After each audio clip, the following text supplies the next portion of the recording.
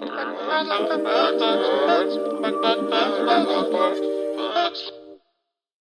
now, the moment you've all been waiting for. The 2025 Book Review Annual Wrap-Up, brought to you by... Here's my Jackie Shop. Welcome back, everybody, to the annual book review wrap-up. Today, we are going to be talking about the best books of 2025 that I have read, and they all deserve the Golden Robes Award. Wow! I'll be discussing my favorite novellas and my favorite novels from the year that was. So much like last year, we're going to be reviewing books that I liked the most. This year had lots of really good reading, but none of it really came out to the 5 robes reads that I was looking at.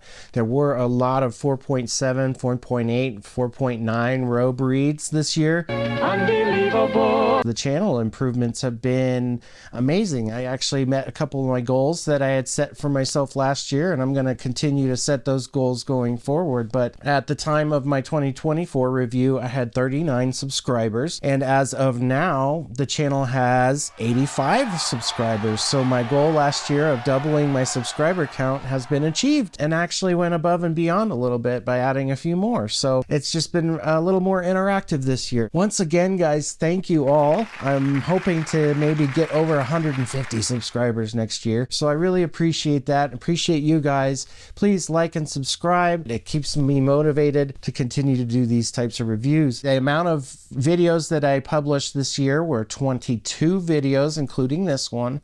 Last year we had 20.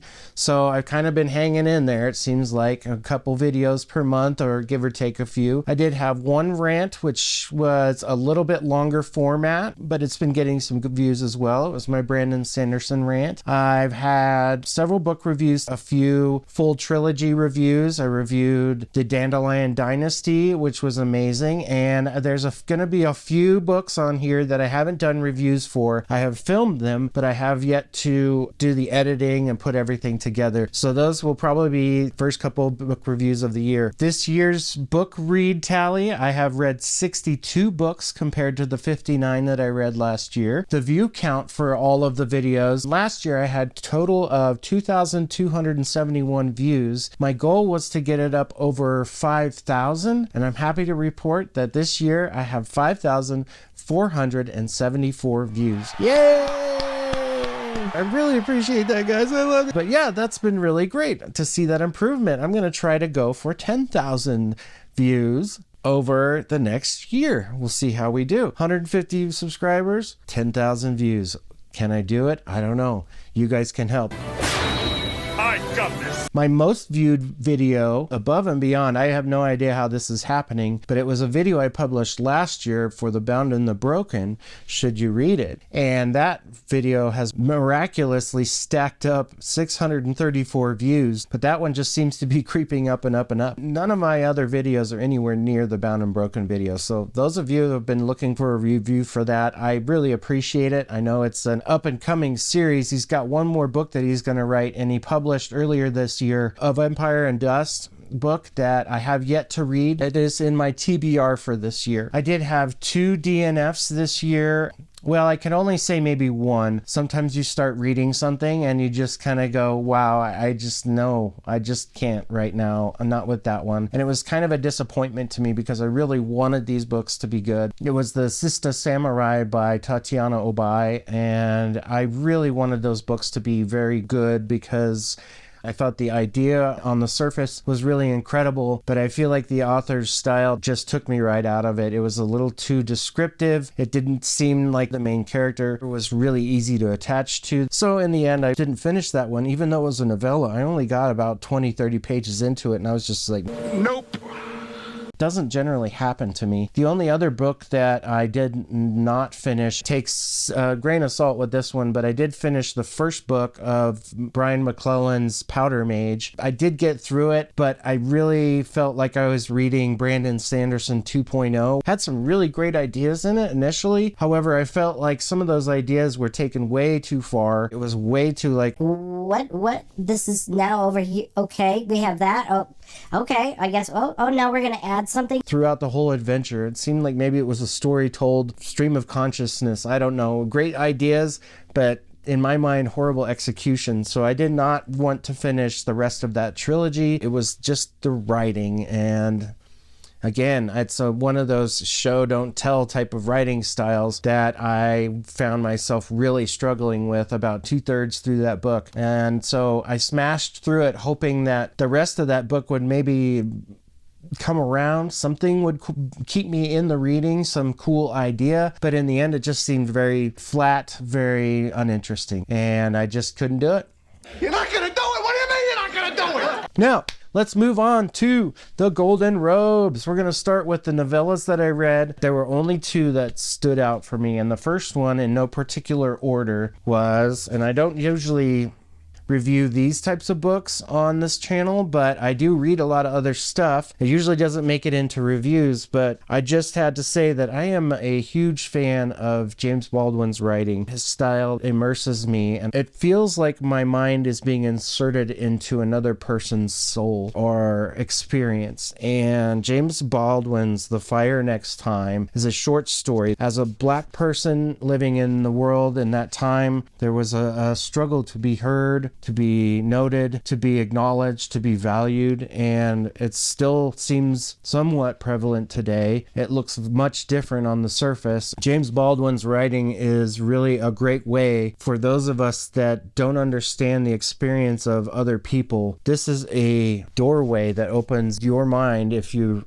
open to it, to understanding a different experience. It's visceral. James Baldwin really gets down to the heart of things. He gets down to the bones and not just the surface stuff. He gets into the muscle, the intestines, and everything about what it is to be a black man and his particular lived experience. It just was impacting. Everything I read by him hits me in a poetic way, and I just have to say that I would encourage reading some of his stuff. His prose is magnificent, and you really feel the experience. For me, it just washes over me and provides an extra layer of empathy when I go out into the world. So James Baldwin, 5 out of 5 robes. The Fire Next Time.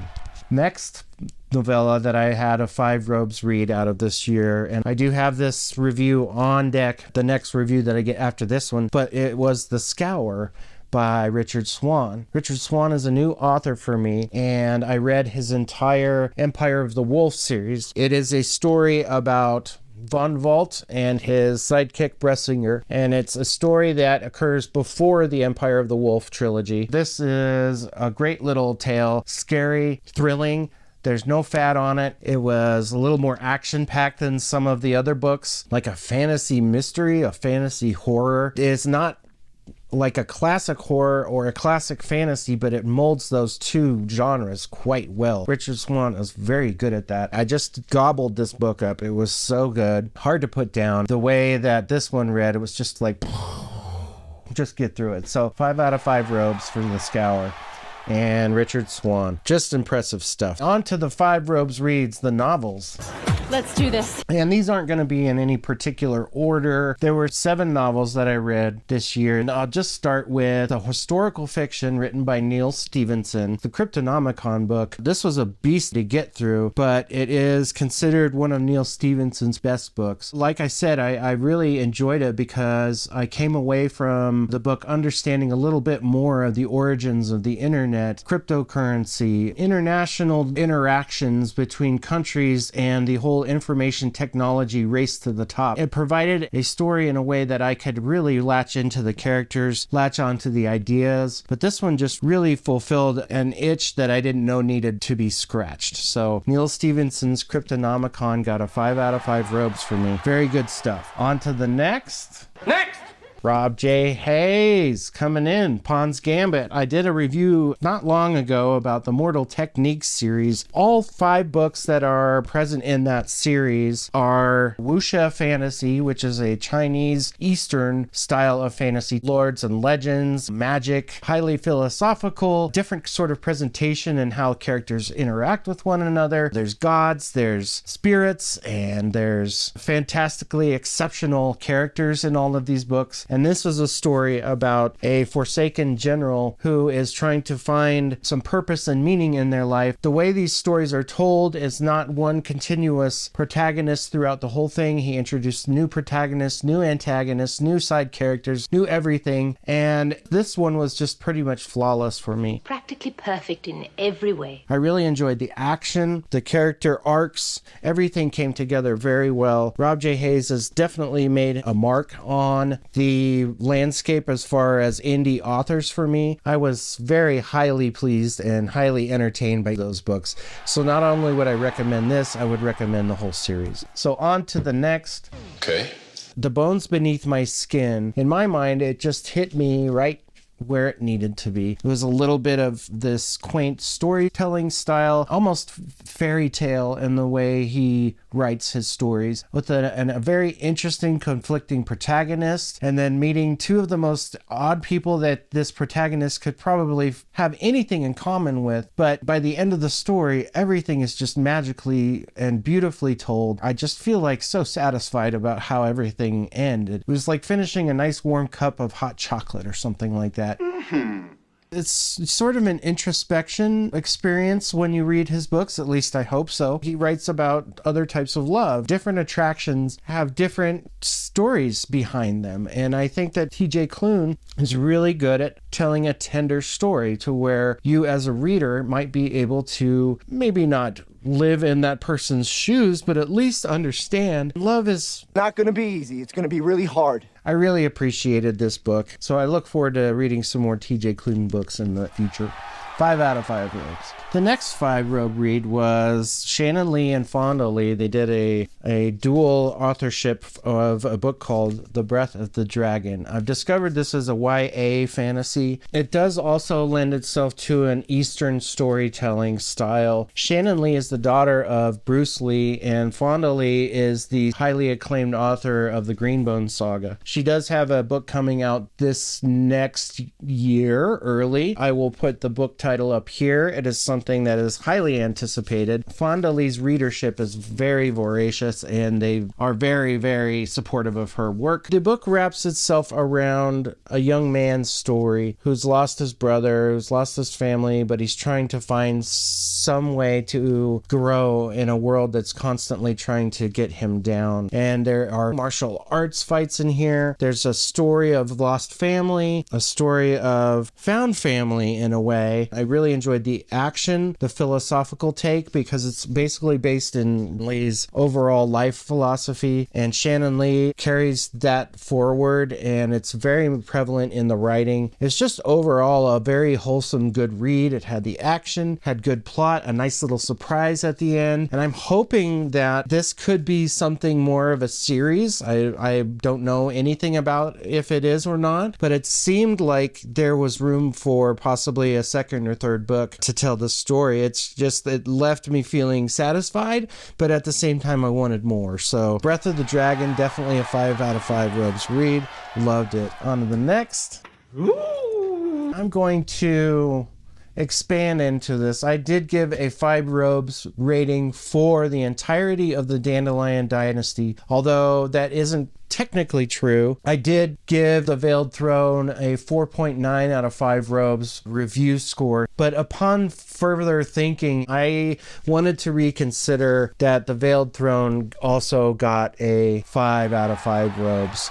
I really enjoyed The Wall of Storms, which was last year's 5 out of 5 robes read for the Dandelion Dynasty. And while I'm on it, I might as well put The Speaking Bones on there too. God, this guy's heavy. Basically, this is one book in its own right. As you can see, it is so massive, you could never bind something this large. That's a huge bitch. I really appreciated the fact that the people of Dara that have come over into the new world have a sort of a sense of needing to rebuild their lives into something that is different and new, improved, progressive in its own way, leaning on the old to make the new, a molding of cultures. It was a really beautiful story of assimilation. The Veiled Throne is a ramping up. It's like something is about to happen and all the preparation. And then The Speaking Bones got the 5 out of of 5 robes too, because it was the culmination of everything that was being brought to the fore in the Veiled Throne. And I cried, I laughed, I cheered for all of the characters in the books. So many great surprises, so enriching the whole world. By the end of reading all of the Dandelion Dynasty books, I felt affected, truly changed after having come through that experience.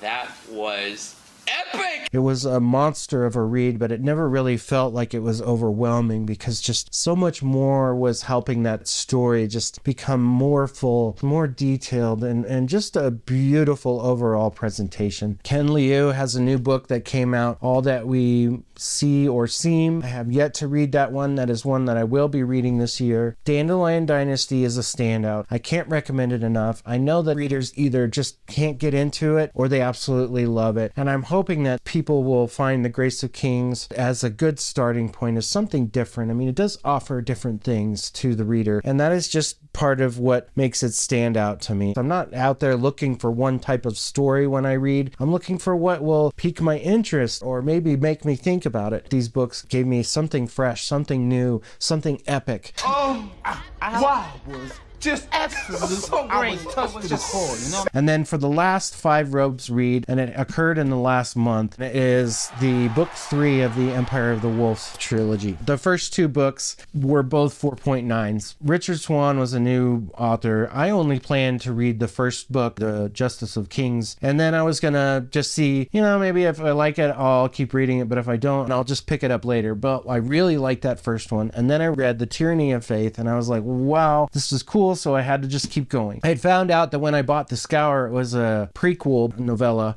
And rather than continue to finish the Trials of Empire, I wanted to see if I could go back and maybe glean a little bit more out of the characters Von Volt and Bressinger. It was really interesting. I found that I could have read The Scour at any point. I could have started with it. I could have read it after The Justice of Kings, and it wouldn't have really affected the story, but it did fill in some things. It gave me an idea about how Von Volt was and all that. But the Trials of Empire was just fantastic. It was lawyerly. It was horrific. It was fantasy. It was dark. It was grim dark. The way that he told the first person point of view from Helena's character point of view, it was just unique. It was almost like Christopher Rocchio's Hadrian Marlowe character, in that it was a retrospective. It was a look back at events that were being told from the first person perspective. And the first person telling didn't shy away from saying, yeah, this is my memory of this. And what was really cool, what's cool about the Hadrian stuff too, is that at times the narrator, you have to take what they're saying at it with a grain of salt. Sometimes what they say is something that clues you into something that's going to happen down the line, and it makes you want to read more. It gets that hook in you. Looky, looky, I got hooky. You're constantly fed by, I have to get to the end. I have to get to the end. I have to get to the end of this. because I need to know what are these clues. And very much that is an effective device that Richard Swan uses. And so, wow, the way it ended, just wow.